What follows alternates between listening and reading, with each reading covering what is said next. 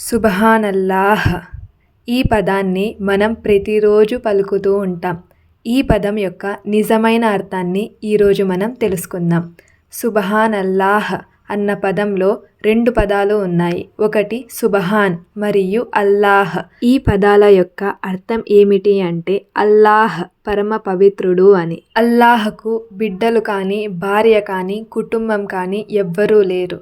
అల్లాహ్ పరమ పవిత్రుడు. ఒక మనిషి జీవించాలంటే ఎన్నెన్నో సౌకర్యాలు మరియు ఒక మనిషి ఎందరెందరో మీద ఆధారపడి జీవిస్తూ ఉంటాడు. ఫర్ ఎగ్జాంపుల్, ఒక మనిషి జీవించాలంటే ఆక్సిజన్ అవసరం, తిండికి ఆహారం అవసరం.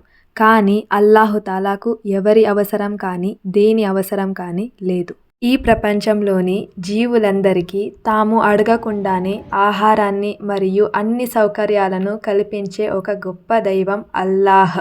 సుబ్హానల్లాహ్.